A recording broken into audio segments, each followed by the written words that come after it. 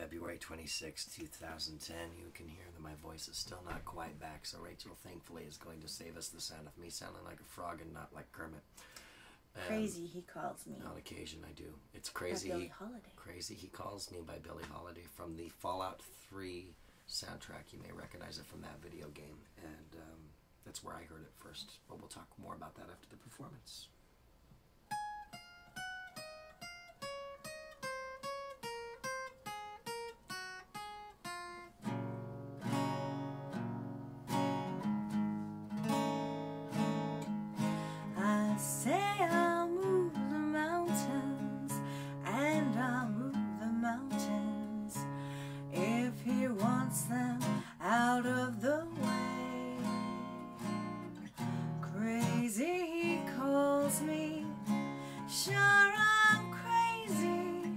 Crazy in love, I'd say. I say I'll go through fire, and I'll go through fire. As he wants it, so it will be. Crazy, he calls me. Sure, I'm crazy, crazy in love, you see. Like the wind that shakes the bough, he moves me with a smile. The difficulties I'll do right now, the impossible will take a little while. I say I'll care forever, and I mean forever, if I have to hold up the sky. Crazy, he calls me. Sure, I'm crazy, crazy in love am I. Like the wind that shakes the bough, he moves me with a smile. The difficulties I'll do right now, the impossible may take a little while. I say I'll care forever, and I mean forever, if I have to hold up the sky. Crazy, he calls me. Sure, I'm crazy, crazy in love am I.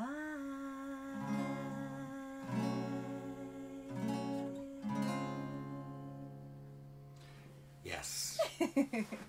Such an amazing song. Oh, we were listening to this in the van the other day, and it was just so instant favorite. Instant favorite. And it just takes your breath away. It does. And, you know, I knew that Billie Holiday was legendary, and I know that a lot of people were comparing Macy Gray to her when she came out because of the raspiness of her voice. That's kind of funny. Raspy voices. Maybe you should have sung this. I'd probably sound more like Satchmo without meaning to. And I do a decent Louis Armstrong when my voice is not like this, but, you know, today it just sounds like I'm doing a bad Wolfman Jack impersonation all day.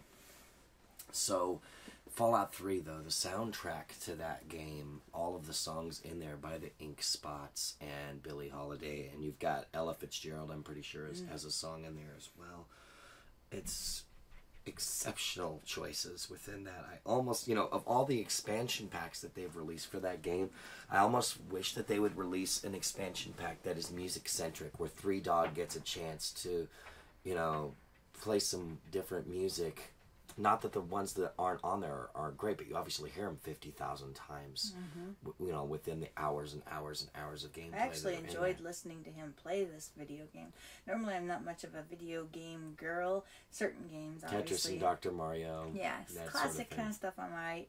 Yeah. But the soundtrack to that is so good that it's just fun to... I'll be cleaning in the kitchen or cooking something and playing that, and I'm just tooling around. And it's of course, you know, listening to things getting obliterated at the same time. That's the beauty of it, is this beautiful music combined with the sounds of things trying to kill you is just so brilliant. The polar opposites so wrong, of it all. but so brilliant. In the best of way. But and even within songs on the soundtrack that they've just totally got it right. There's, you know, they've got things like the atom bomb, so I think I'll stay where I am. Civilization. It's like, oh, come on. There's references to things blowing up like an atom bomb and everything. And I checked into some more music from the era as a result of a video game. I mean, let's put it that way. There's a song by, and I'm trying to remember the name of it, but it's called, I can hear it in my head, and I'm not gonna get it right here. It's by Frankie. Don't look to me for help. No, see, that's exactly it. Rumors Are Flying is the name of the song, and I heard that, and it sounded like it belonged right in there with the rest of those songs. There's good stuff. But you gotta, it's like any era and like any genre, you gotta sift through certain ones to get to the really good stuff. And hats off to the Sedia Studios. It's probably not pronouncing it right, but for doing such a great job with the soundtrack. Where are we at for time here? We moved the computer so he doesn't have to get up and walk over to the desk every time. Yeah, and we still got time. You know, it's 6 minutes and 6.5 minutes. Do you have anything that you'd like to add? Just that this is probably one of my favorite eras of music, and ones like Ella and Billie Holiday, and you know, later on, obviously, there's the Connie Francises and Pat Steins. Not that much later. No, but a little bit. Yeah, but you're about a decade off. Those are all some amazing girls that heavily influenced me and my vocal stylings and or not even so much my stylings, but just influenced what I find pretty and what I find fun to sing. It's like anything, you're going to take from multiple different influences, and, you know, it's like just my mom. She would walk around the house and do these operatic things, and she loved that kind of music, so I grew up around it. Aldi My Law, mom had especially this by amazing, Connie Francis, right? Yeah, Aldi Law was one, and I've almost learned how to sing all the Italian parts. One of these days it may maybe appear an here, acoustic song a day, but there you go. But so obviously my mother being into that kind of music for so long, and just randomly walking around the house and dancing to this kind of stuff. So it's stuff that brings back good memories. Doesn't hurt, you know. Yeah. So simpler times. Yeah, and then she listened to John Denver throughout the entire. Yeah, I have this love of John Denver because my mom rocked the John Denver from the womb. Literally. So we were listening to a greatest hits album of John Denver the other day, and he was showing me the songs. Yep, I know that one. I know that one. Like every single one. There was maybe one or two that I wasn't as familiar with, but I had heard. Got it right here. No, that's the Neil Diamond one. We got a bunch of different ones since we do wedding DJ stuff on occasion too. But the essential John Denver, it's a triple disc set. And so, yeah, I was playing songs off of this. We got it for a steal, too. It's Target's offering them for like $15 a piece.